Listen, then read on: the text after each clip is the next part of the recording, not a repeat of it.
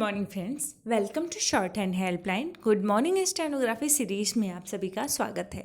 तो चलिए स्टार्ट करते हैं। सबसे पहले 80 शब्द प्रति मिनट, फिर 100 शब्द प्रति मिनट की डिक्टेशन।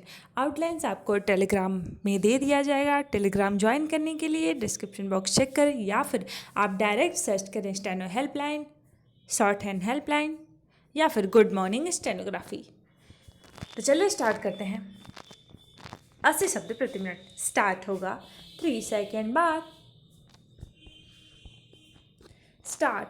बीते कुछ दिनों से कोरोना मरीजों की संख्या में गिरावट के साथ कुल सक्रिय मामलों में कमी से यह उम्मीद जगी है कि जल्द ही इस महामारी पर काबू पा लिया जाएगा, लेकिन अभी इसे लेकर सुनिश्चित नहीं हुआ जा सकता कि ऐसी स्थिति कब आएगी जब तक कोरोना वायरस से उपजी कोविड-19 महामारी पर लगाम लगने से स्पष्ट संकेत न मिल जाए। तब तक शासन प्रशासन के साथ आम जनता के लिए भी सतर्कता बनाए रखना आवश्यक है। पैरा। शायद इसी आवश्यकता को ध्यान में रखकर प्रधानमंत्री नरेंद्र मोदी ने कोरोना के खिलाफ बचाव को लेकर एक जन आंदोलन की शुरुआत की। प्रधानमंत्री की इस बात को गंभीरता से लेने की ज़रूरत है कि जब तक दवाई नहीं तब तक ढिलाई नहीं। पैरा।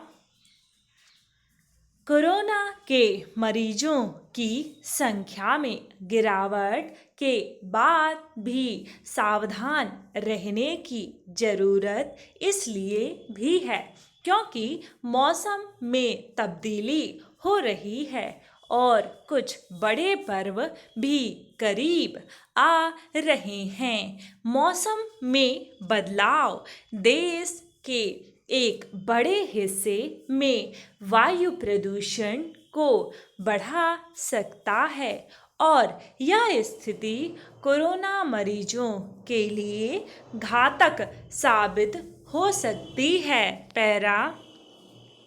इसी तरह त्योहारों के अवसर पर शारीरिक दूरी के उल्लंघन के कारण भी कोरोना वायरस का संक्रमण बढ़ सकता है। इसकी अनदेखी नहीं की जानी चाहिए कि केरल में ओणम और महाराष्ट्र में गणेश चतुर्थी के बाद कोरोना मरीजों में वृद्धि देखी गई। पैरा। केरल और महाराष्ट्र के लोगों ने जो गलती की उससे शेष देश के लोगों को सबक लेना चाहिए। इसलिए और भी कि अभी इस बारे में सुनिश्चित नहीं हुआ जा सकता कि कोरोना संक्रमण की दूसरी लहर नहीं आएगी। दुनिया के दूसरे देशों का अनुभव कुछ कहता है तो यही कि अपने देश में भी संक्रमण की दूसरी लहर सिर उठा सकती है। इसकी नौबत नहीं आने देनी चाहिए, अन्यथा रफ्तार पकड़ती आर्थिक व्यापारिक गतिविधियां फिर से शिथिल हो सकती हैं। पैरा। संक्रमण की दूसरी लहर केवल अर्थव्यवस्था पर ही नए सिरे से बुरा असर नहीं डालेगी बल्कि महामारी से निपटने में लगे स्वास्थ्य तंत्र के लिए भी बोझ साबित होगी। यह सही है कि लोग महामारी से उपजी परिस्थितियों का सामना करते करते उकता गए हैं, लेकिन इसका यह मतलब नहीं कि संयम और सतर्कता का साथ छोड़ दिया जाए। पैरा यह ठीक नहीं कि सार्वजनिक स्थलों पर लोग शारीरिक दूरी के प्रति उतने सतर्क नहीं दिखते जितना उन्हें दिखना चाहिए। इसी तरह बहुत से लोग मास्क का सही तरह से उपयोग करने में आनाकानी कर रहे हैं, और वह भी तब जब इससे भली तरह अवगत हैं कि इससे वे अपने साथ साथ अपनों को भी खतरे में डालने का काम करते हैं। 80 शब्द प्रति मिनट डिक्टेशन समाप्त हुआ। अब बारी है 100 शब्द प्रति मिनट के डिक्टेशन की। स्टार्ट। बीते कुछ दिनों से कोरोना मरीजों की संख्या में गिरावट के साथ कुल सक्रिय मामलों में कमी से यह उम्मीद जगी है कि जल्द ही इस महामारी पर काबू पा लिया जाएगा, लेकिन अभी इसे लेकर सुनिश्चित नहीं हुआ जा सकता कि ऐसे स्थिति कब आएगी जब तक कोरोना वायरस से उपजी कोविड-19 महामारी पर लगाम लगने के स्पष्ट संकेत न मिल जाए।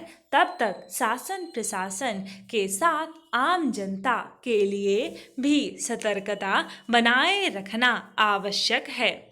शायद इसी आवश्यकता को ध्यान में रखकर प्रधानमंत्री नरेंद्र मोदी ने कोरोना के खिलाफ बचाव को लेकर एक जन आंदोलन की शुरुआत की।